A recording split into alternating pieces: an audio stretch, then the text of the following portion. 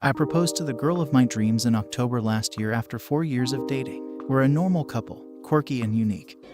Some personality differences, but nothing we couldn't agree to work on. We even volunteered for and attended some marriage preparation courses to prepare us for living with each other and reconciling differences through communication. So far, everything was great. In March this year, I got sent away to a foreign country for 3 months. We were saddened to be separated 6 months before our wedding, but we called and texted regularly throughout. However, she was a different person when I came back, argumentative and resentful. After a couple of big fights, we saw a marriage counselor, and she went off to them about how I was boring and rigid and never wanted to try new things. She also complained that I never wanted to socialize with her friends and it was killing our relationship.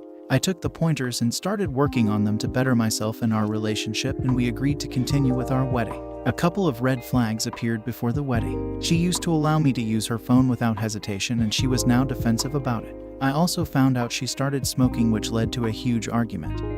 But we still worked through these things. Needless to say, the sex became nearly non-existent, and what little sex we had was completely unsatisfying. It was amazing most of the time before I left. I suspected she was cheating on me and tried my best to gather some circumstantial evidence to prove my theory. The wedding was a miracle, and everybody thought we were happy and in love. She moved in with me, and the bliss of being married made our first couple of weeks peaceful. She insisted on being allowed to go clubbing, and I allowed her to go party with her female friend. I've met her and she's cool despite my reservations about a married woman partying until dawn. However, my only request was that she inform me what time she was going to come home, and she failed to do this 3 times in a row. She went clubbing every weekend since she moved in. I got really upset at her on the first and second time, and she apologized. The third time it happened, I lost my shit and went to my parents to cool things off. She was desperate for me to come back and apologetic.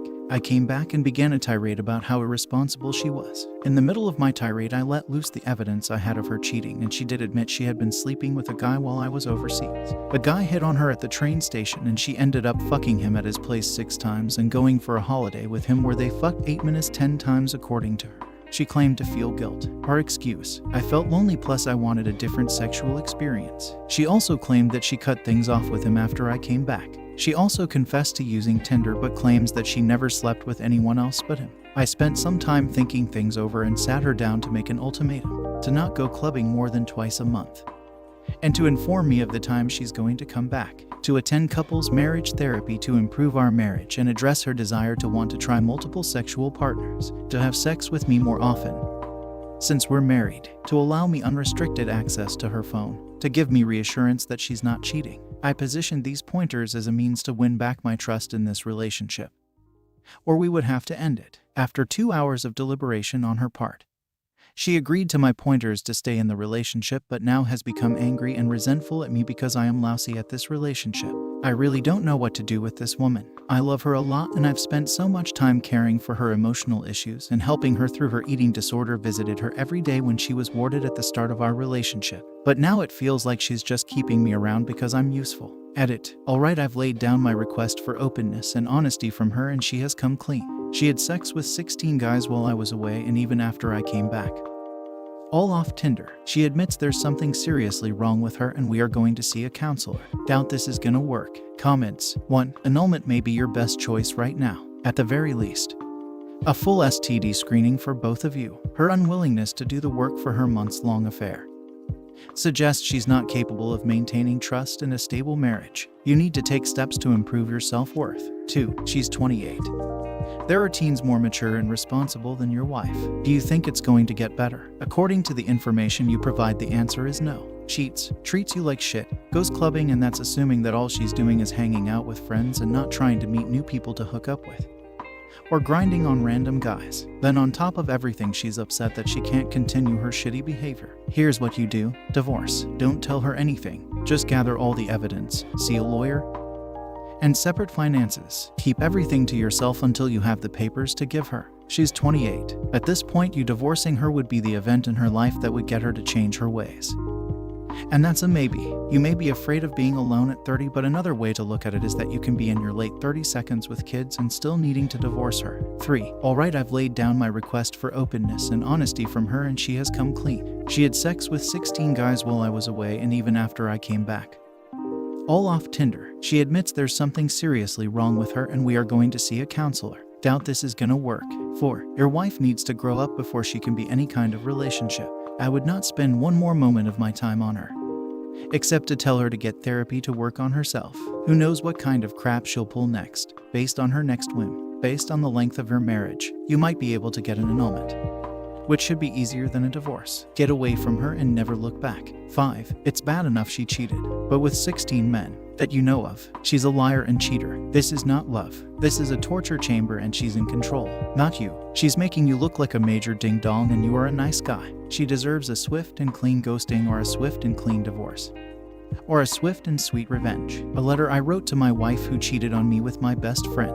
I'm not sure if I should send it to her. Stephanie. Looking back on our 12 years, it was fun. It was passionate. We traveled to wherever we wanted and enjoyed our times there. We volunteered at the animal shelter and fostered pugs. You were my first love. Although we had good times, we had our problems too. I had a hard time keeping a job. It's something I'm working on now, but I always provided. I found a way. I drank more than I wanted. I gained weight and was nowhere as near as healthy as you. I'm working on that, too. You had baggage that bled into our relationship from your family. I was always there for you for that. I even took your sister to rehab a couple of times. I talked you off the ledge when your dad struggled with drinking. I called out your mother when she would try to guilt trip you for any favor. After I lost my job with my dad, you wanted to work from home and I was more than happy to help with that. It's how you really got into cycling. We had our arguments and fights, so many fights. You threatening divorce was a common occurrence in our relationship. Please don't do that in with your future partner. We had a hard time communicating. I don't talk about my feelings a lot. I'm working on that. You were very emotional. I always told you I had a problem and I felt that you wore a mask on in public. Nobody wanted you to bring your problems out in the world. But if you're upset, you didn't have to walk around so bubbly. You didn't always have to appear happy. We are human. When I look back on our life together and I think of all of the good times, I can't but help to think you had another mask on. One that was always capable of doing what you did. It hurts because now all of the good times we have had have been reduced to nothing. A wasted decade. Except for one thing. When you gave birth to X.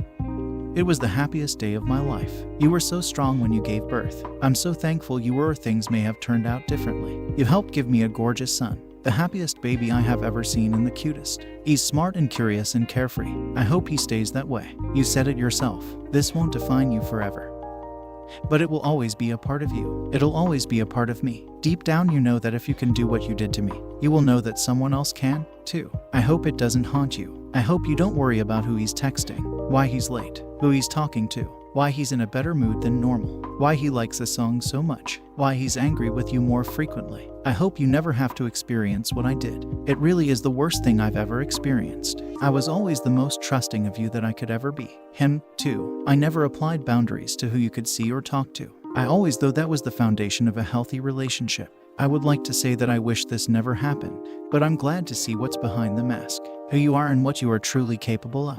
I would have hated to live a lie, believing you were honest, trusting, and that you actually cared about me. I think what hurts the most is that I always thought we were a team, good or bad. At the end of the day, we would never hurt one another. We had our ups and our downs, but I always saw us in this life together, always there for each other when shit hit the fan. I never thought this is how it would end. You took my wife. You took my friend. You confused our son. You took my house. My neighbors. You abandoned my family. You disappointed yours. You tarnished your reputation. You put a divide between us that didn't need to be there.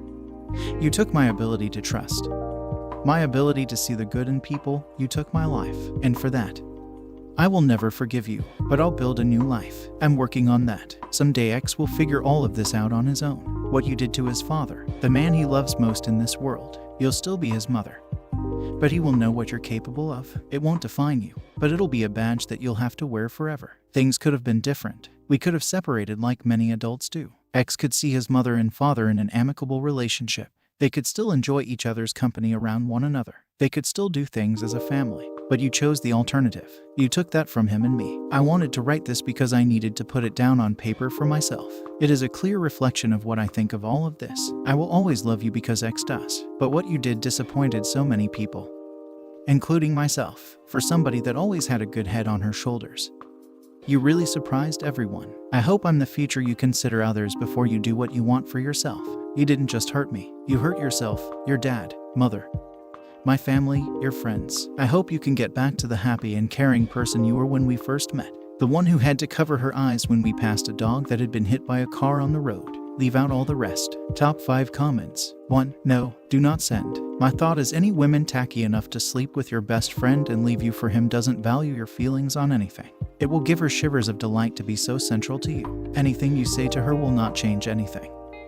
And it certainly won't make her regret what she did. 2. It's a beautiful, very emotional letter that just goes to show how much you can love another human being, even when they're flawed to their core. However, I wouldn't send it, for different reasons. 1. She doesn't deserve such loving and emotional words after what she did to you. 2. Your letter will undoubtedly feed her ego. 3. She will probably not answer it given how twisted her head is. I did send my letters, but all of them went unanswered. Don't bother, you're nothing to her. Make her feel the same. Having said all of this, ultimately the choice is yours and you need to do what makes you feel the best. Good luck, my friend. 3. Never show emotion, beg, appease, or plead. It puts her in the control position, you in the submissive position. Walk away, strict no contact. Block her on all social media. Improve you physically, mentally, financially.